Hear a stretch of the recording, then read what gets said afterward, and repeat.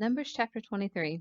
And Balaam said to Balak, Build me here 7 altars, and prepare me here 7 oxen and 7 rams. And Balak did as Balaam had spoken, and Balak and Balaam offered on each altar a bull and a ram. And Balaam said to Balak, Stand by your burnt offering, and I will go.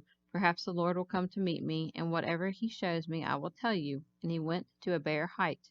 God met Balaam, who said to him, I have prepared 7 altars, and I have offered on each altar a bull and a ram.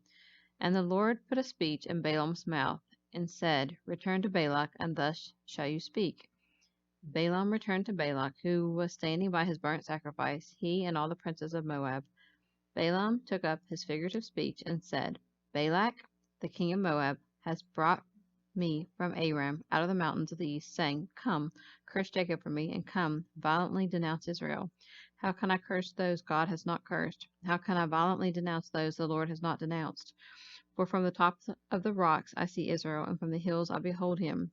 Behold, the people of Israel shall dwell alone, and shall not be reckoned and esteemed among the nations. Who can count the dust, the descendants of Jacob, and the number of the 4th part of Israel?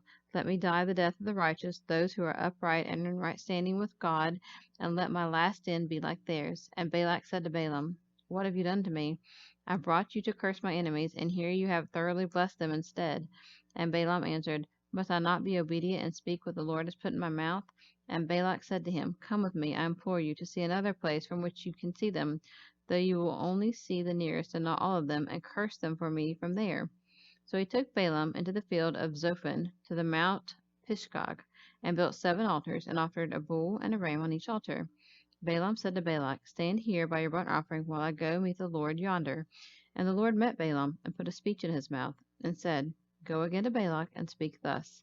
And when he returned to Balak, he was standing beside his burnt offering, and the princes of Moab with him. And Balak said to him, What has the Lord said?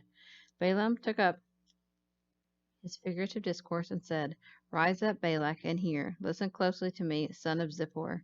God is not a man, that he should tell or act a lie, neither the Son of Man, that he should feel repentance or compunction for what he has promised.